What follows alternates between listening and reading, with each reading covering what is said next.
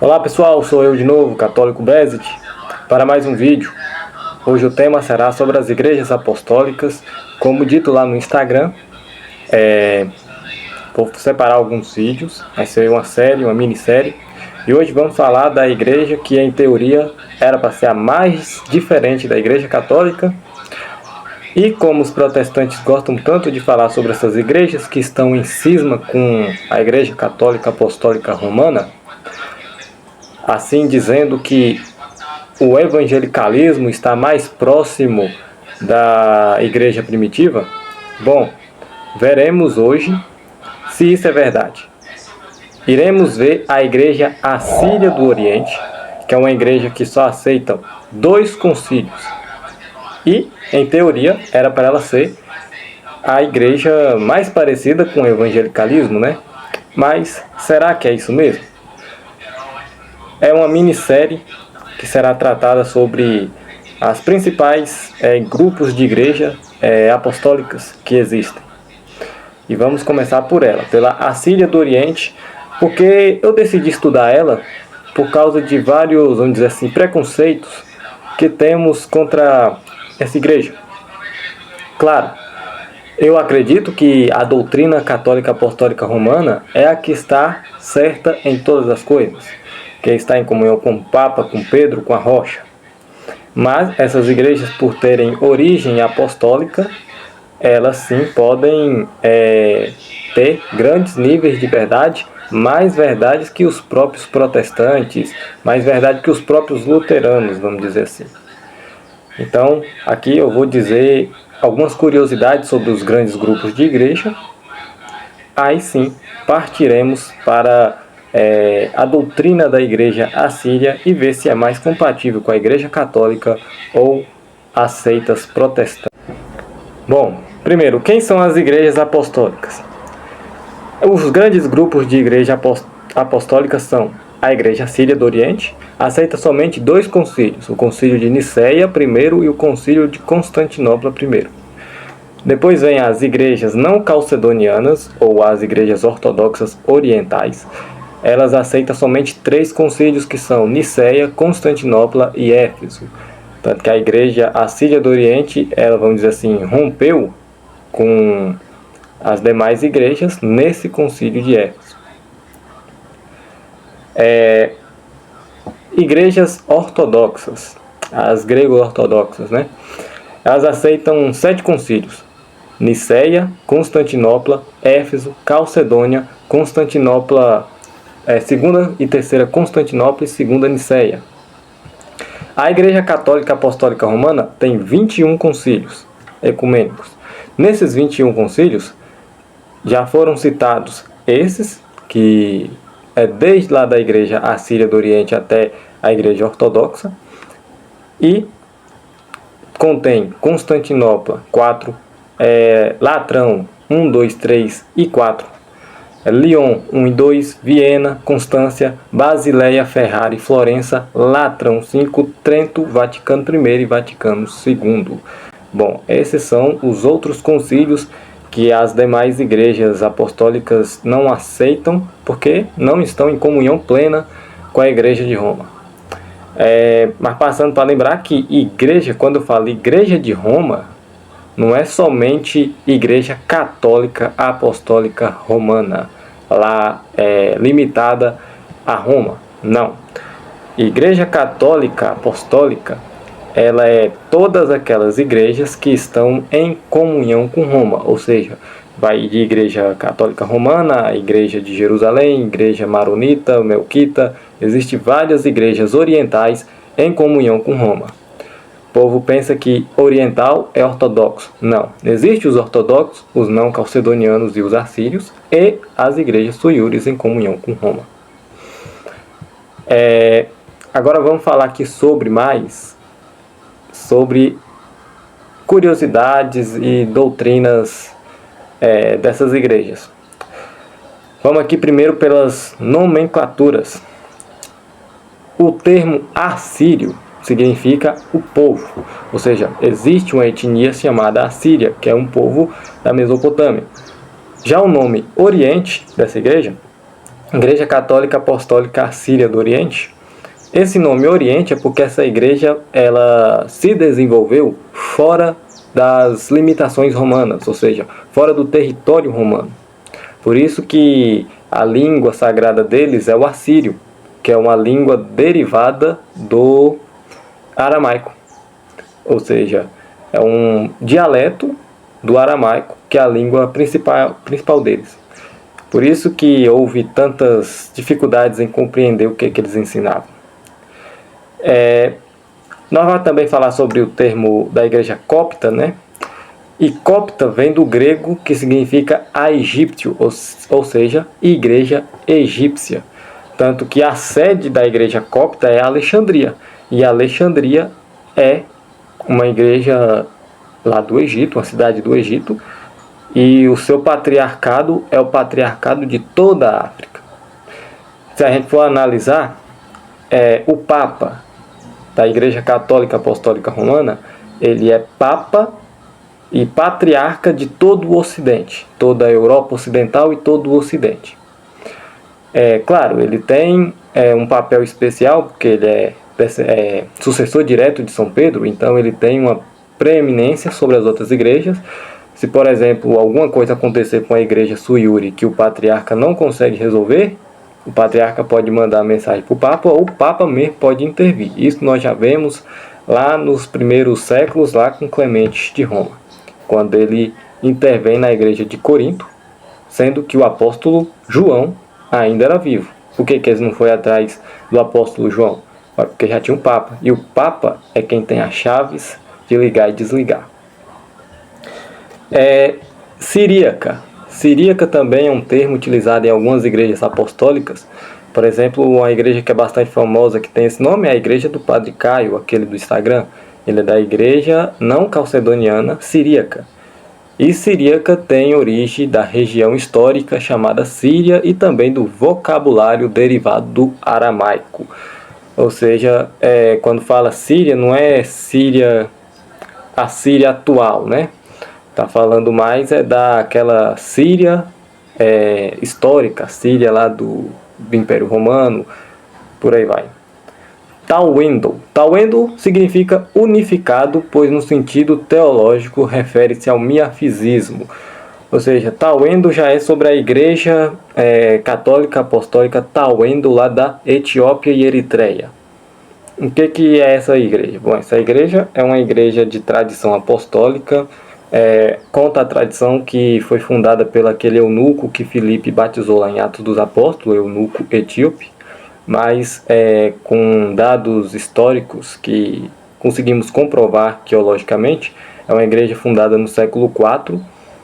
E, bom, o miafisismo é uma doutrina que também gerou muita controvérsia no passado, tanto que essas igrejas são chamadas de não calcedonianas porque os bispos entenderam que o miafisismo naquela época era heresia, mas foi por conta de um não entendimento linguístico, né?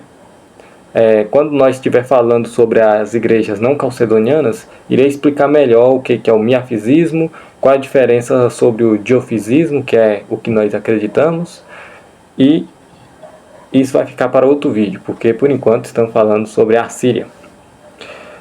Também tem a igreja Malankara e a Malabar. Bom, essas aqui são tradições lá da Índia. Ambas vêm de São Tomé. A igreja Malabar teve sua comunhão plena com Roma no Sínodo de Amper, com a tradição siríaca, ou seja, eles estavam em comunhão com as igrejas de rito siríaco. A Malankara também tem tradição siríaca, onde a maioria é em comunhão com a igreja Assíria do Oriente, com o seu líder independente, o católico do Oriente Basileio Martoma Mateus III.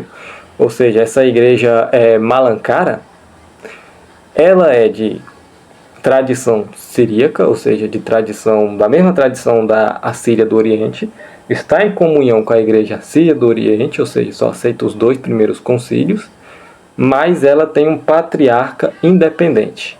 E quem seria esse patriarca? Bom, Está aqui o Católico do Oriente, que é o nome desse título, Baselius Martoma Mateus III. Ou seja, eles estão em comunhão com a Igreja Assíria, mas eles é independente. Ou seja, a Igreja Assíria não tem um poder sobre aquela região. Quem tem o poder é esse patriarca aqui, e na região que a igreja lá do Oriente Assíria comanda, já é o patriarca assírio que comanda lá.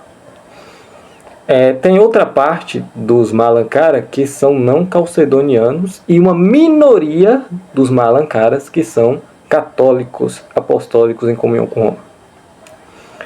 A Igreja Assíria do Oriente, eles têm como líder o católico patriarca Sua Santidade Mar Awa III, que é esse que vai estar na thumb.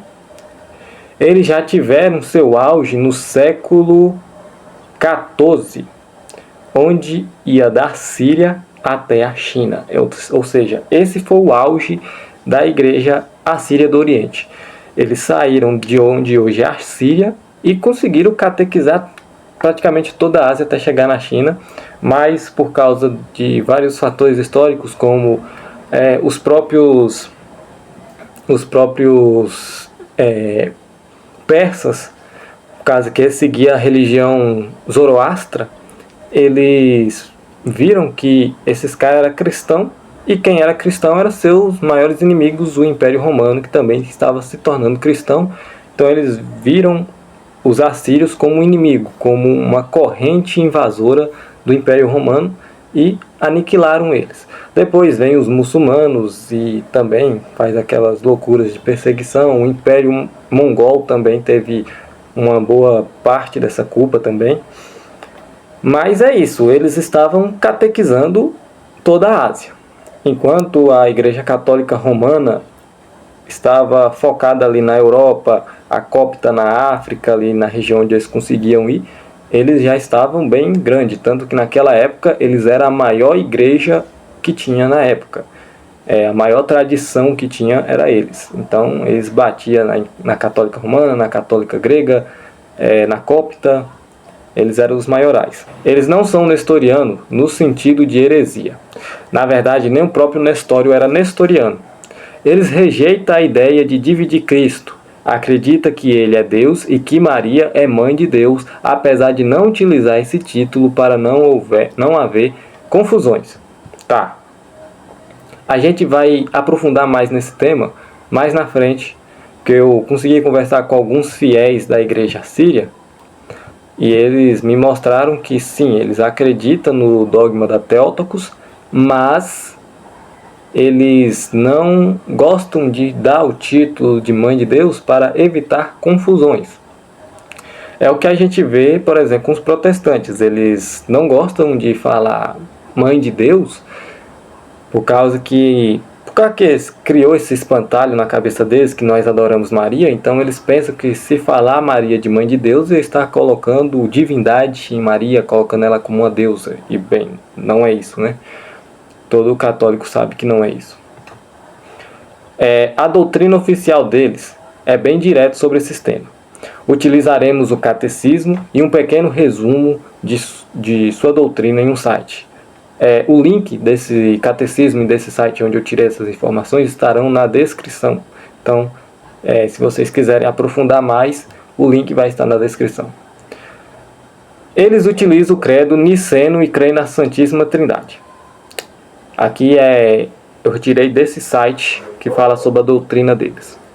O mesmo verbo gerado de seu Pai antes de todos os mundos, sem princípio, segundo sua divindade, foi gerado de uma mãe sem pai nos últimos tempos, segundo sua humanidade, em um corpo de carne, com uma alma racional, inteligente e imortal, que tomou do ventre da bem-aventurada Virgem Maria e uniu-se a si mesmo, tornando a sua própria no momento da concepção.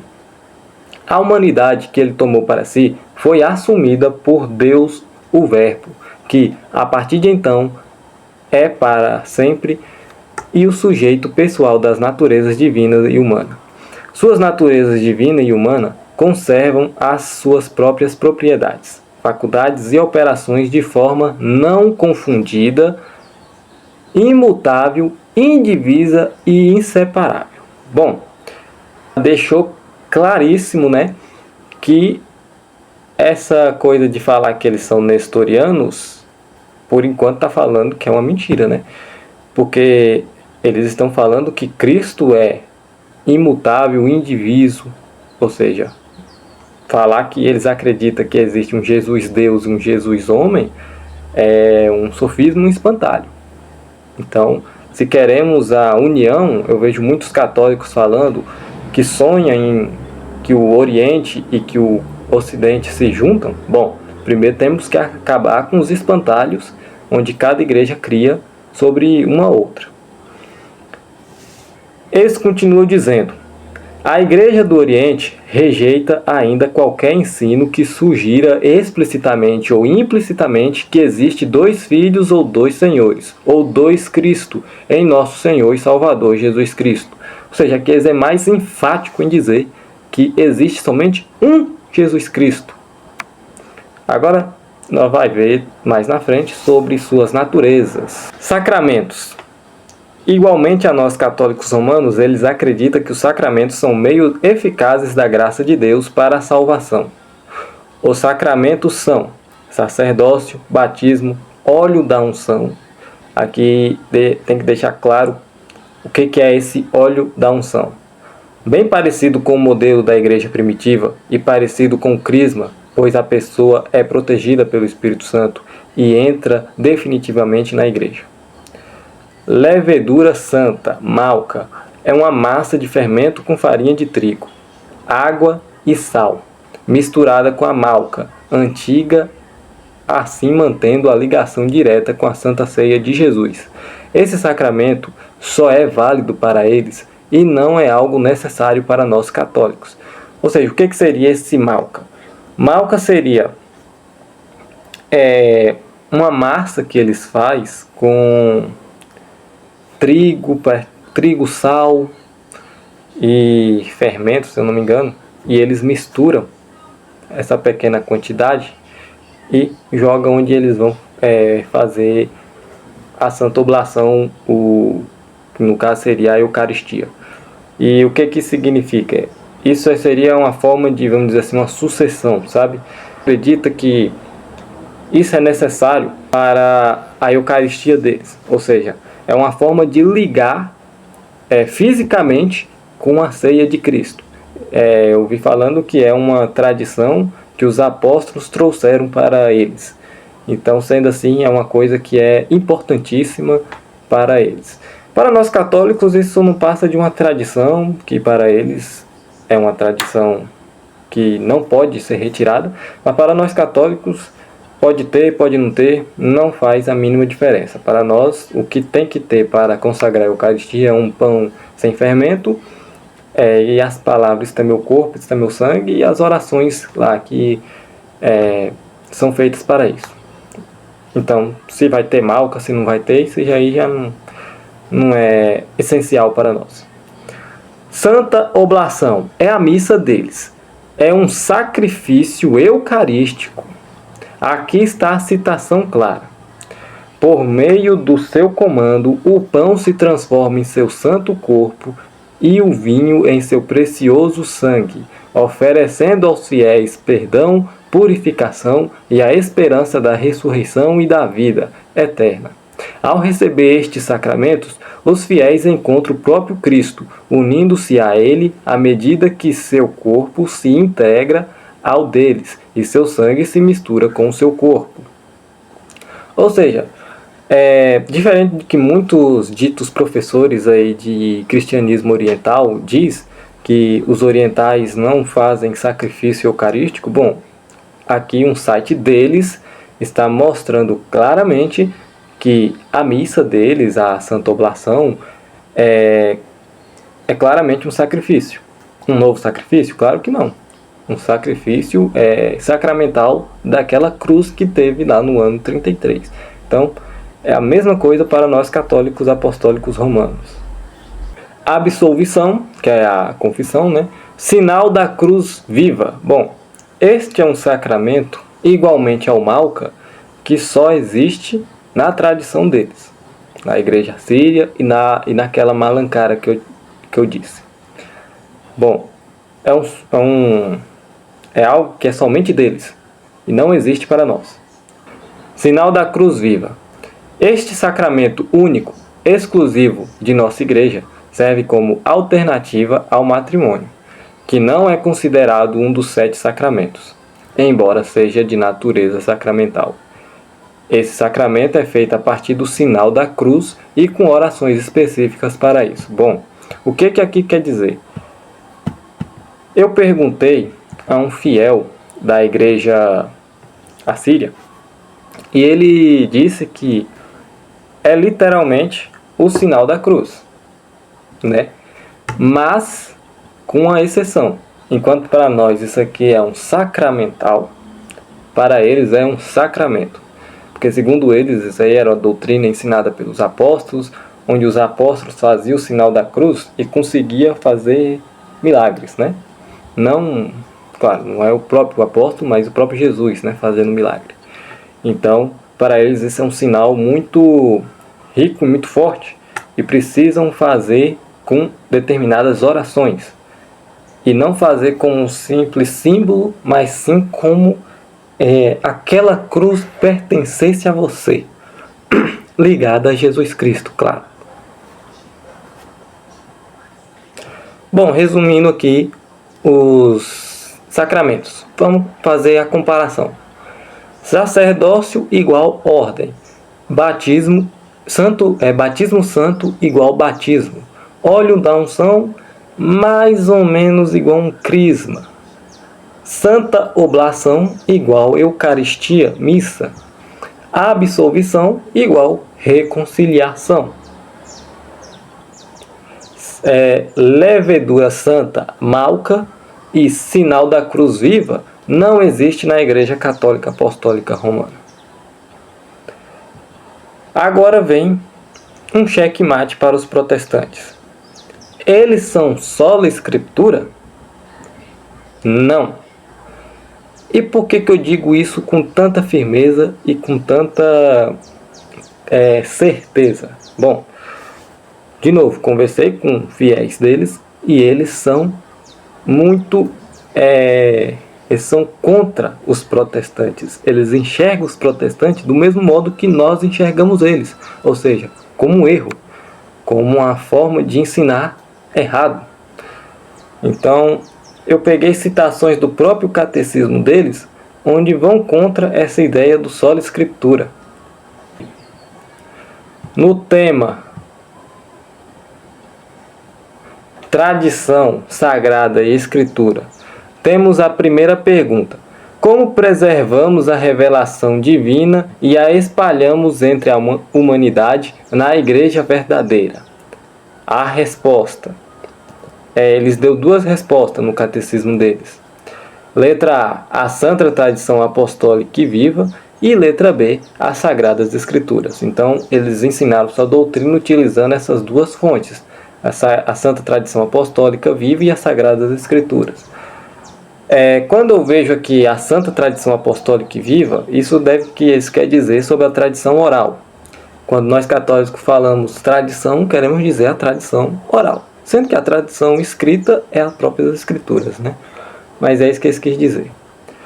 Na segunda pergunta está dizendo assim: o que queremos dizer com Santa Tradição Apostólica Viva? A resposta: queremos dizer que a Santa Apostólica e Viva tradição é o dogma da fé cristã, lei de Deus, os santos sacramentos e os rituais, conforme foram transmitidos a nós pelos verdadeiros crentes e adoradores do Deus Todo-Poderoso, oralmente, boca a boca, e, por exemplo, de geração.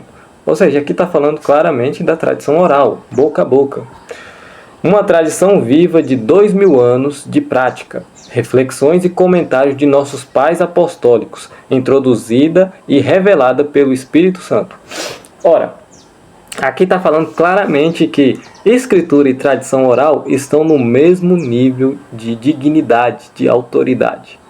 Então, Quando vemos isso, não é aquela tradição que os protestantes falam, não, nós seguimos a tradição, mas nós não seguimos como os católicos falam, toda a tradição que contrapõe as... Não é isso. A tradição oral, ela nunca contrapõe o que a tradição escrita está dizendo. Ela pode complementar, mas ela não pode contradizer. Do mesmo jeito que a tradição escrita não pode contradizer a tradição oral. Elas estão intimamente ligadas. E, do mesmo modo, quem vai interpretar o que é certo e o que é errado? O magistério. Então, eles também têm um tripé. É a tradição apostólica, que dentro tem a tradição oral e a tradição escrita, e o magistério. Veja como eles são bastante parecidos com os católicos romanos e não com os protestantes. Eles creem que a igreja é santa e infalível, ou seja, nunca erra. Na pergunta 8, vai totalmente contra o solo escritura. A pergunta: permanecemos na tradição sagrada, porque ela está, na verdade aqui é a resposta. Permanecemos na tradição sagrada, porque ela está em harmonia com a revelação divina e as sagradas escrituras.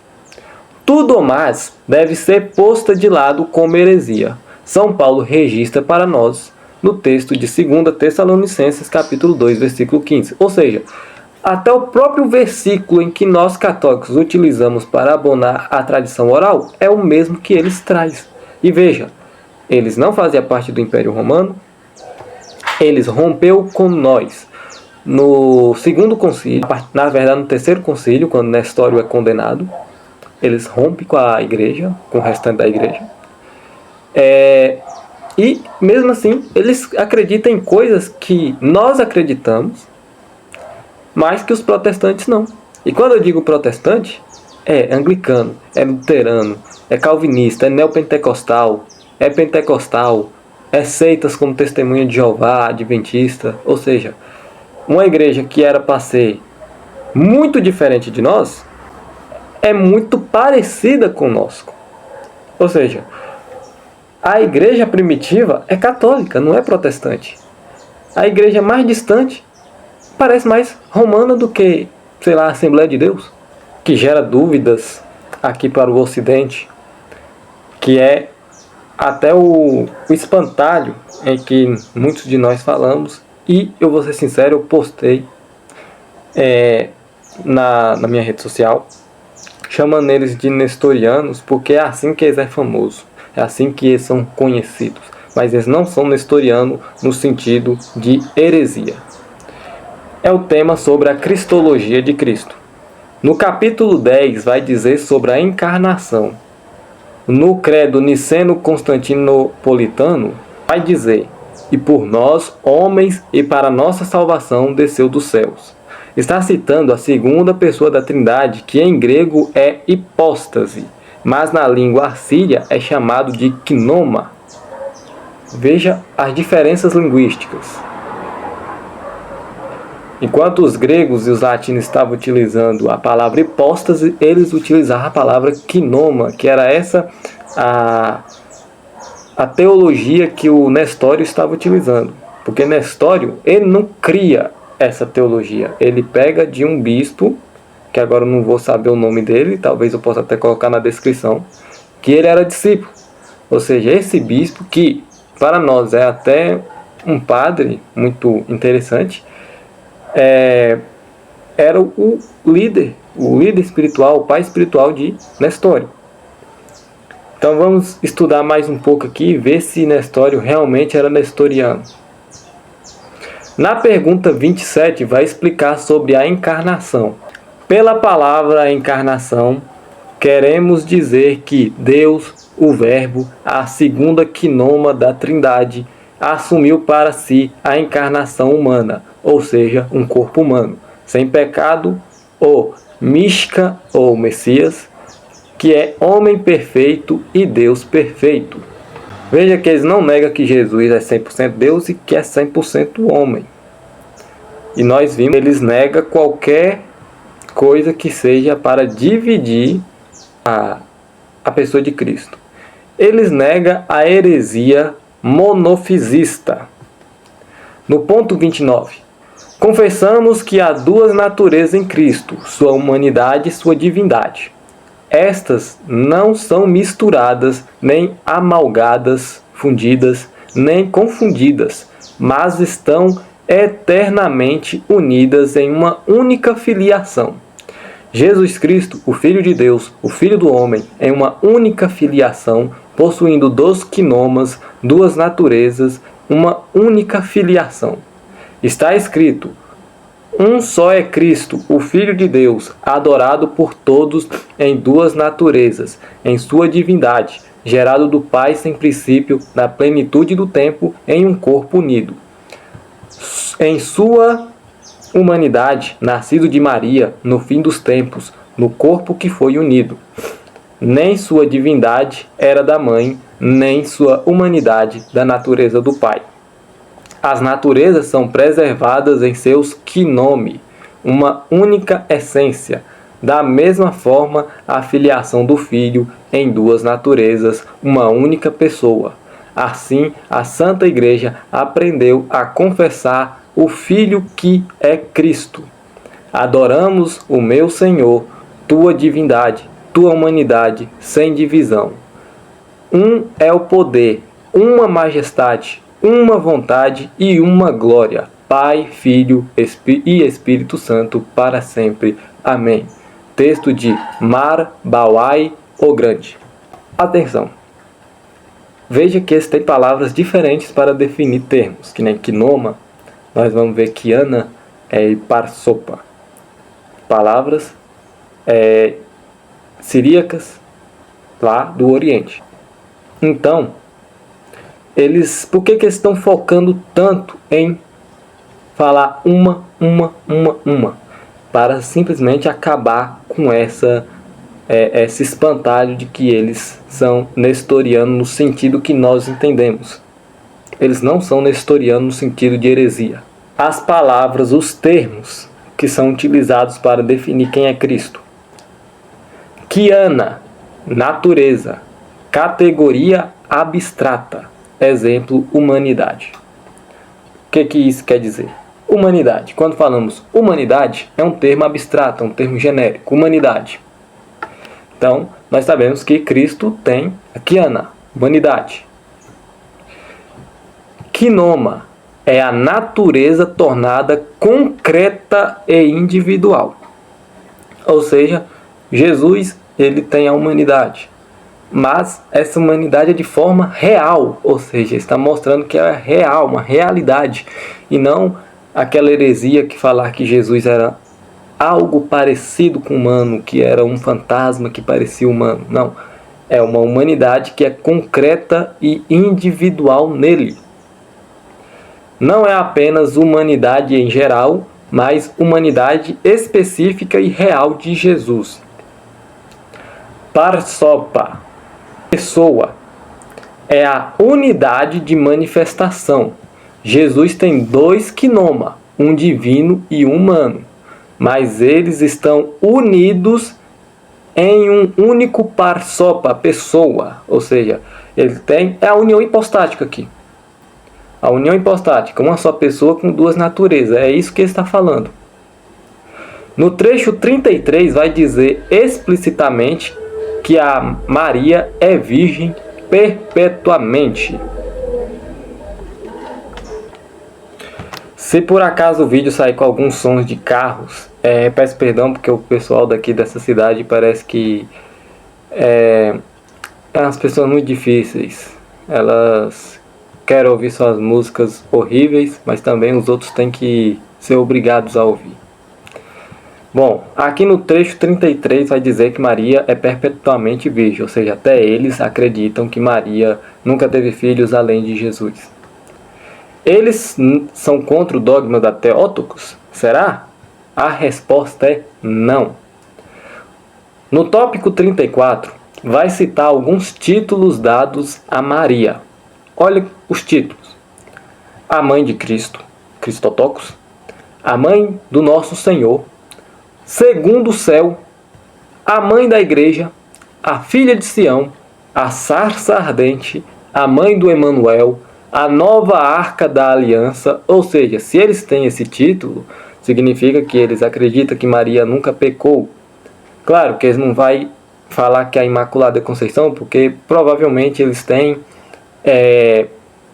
negam a questão do pecado original. Como eles é oriental, deve estar mais próximo ali da teologia ortodoxa.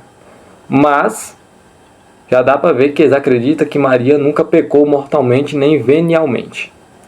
A segunda Arca da Aliança, a segunda Eva e etc. Se tem etc porque tem outros títulos, que nem, por exemplo, para nós, que é Nossa Senhora das Graças, Nossa Senhora das Dores, deve que eles também têm títulos parecidos. Ainda diz nesse tópico: na Igreja do Oriente, nós a reconhecemos como aquela que gerou e deu à luz aquele que é Deus conosco. Entretanto, preferimos dizer Mãe de Cristo, Deus perfeito e homem perfeito. Ou seja, eles não negam a maternidade divina de Maria, como muitos gostam de dizer. Eles simplesmente preferem não utilizar o título de Theotokos. Primeiro, não é de tradição siríaca a palavra Theotokos, é uma palavra grega. Mas eles preferem utilizar a Mãe do Cristo. No tópico 35 vai dizer: a posição ortodoxa declara o seguinte. Ortodoxo aqui não é igreja ortodoxa, é linha reta, a fé reta. A bem-aventurada Mãe não deu à luz a sua divindade, que é eterna, mas antes ela deu à luz sua humanidade no fim dos tempos, e ainda assim é correto ser chamada de Mãe de Deus, porque aquele que nasceu é, ao mesmo tempo, homem e Deus. Por exemplo, a mãe do presidente dos Estados Unidos não deu à luz a presidência dele, mas ela deu à luz ao homem, e de fato nós a chamamos de mãe do presidente. E novamente, o patriarca católico do Oriente recebeu seu cargo da igreja, e não da sua mãe, que o gerou, e nós a chamamos de mãe do patriarca. Ou seja, eles estão utilizando um argumento que nós católicos gostamos de utilizar para responder protestantes hereges que negam a maternidade divina de Maria, como esse pastorzinho aqui que está se achando ultimamente. Ou seja, eu sou o Wilke. Minha mãe é mãe da minha pessoa. Se eu por acaso virar um grande youtuber mais na frente, um apologeta, não sei, só Deus sabe. Minha mãe não vai ser mãe somente do Wilke, não do apologeta. Ela vai ser mãe do homem Wilke. E esse homem Wilke é apologeta, é católico, é pai. Então, é esse o sentido. Mas muitos hereges preferem negar essa coisa que é tão clara. No tópico 36, irá mostrar uma espécie de hiperdulia com Maria. E tem um livro escrito por Nestório, chamado O Bazar de Heraclides, que é um livro onde Nestório tenta explicar o porquê ele não é herege, e que ele está, sim, de acordo com os concílios. Mas eu vi o fiel da Igreja Síria dizendo que São Cirilo de Alexandria queimou todos os livros do Nestório, afirmando ser herético. E para eles, São Cirilo não é santo, mas Nestório é santo. Isso faz com que a igreja, tanto católica, não sei as ortodoxas, mas a igreja católica reconsidere se devemos realmente chamar Nestório de heresiarca. E tem uma promulgação conjunta entre a Igreja Síria do Oriente e a Igreja Católica Apostólica Romana, onde ambas das igrejas mostram que sua cristologia é bem parecida, que são cristologias que ensinam a mesma coisa, mas com palavras diferentes. Bom, esse foi o vídeo, espero ter gostado. Se ficou com alguma dúvida sobre a Igreja Síria do Oriente, pode estar falando nos comentários. ou alguma dúvida sobre a Igreja Católica e as demais igrejas, estará sendo respondido nos comentários. E fique atento porque vai sair a parte 2 sobre alguma outra igreja apostólica.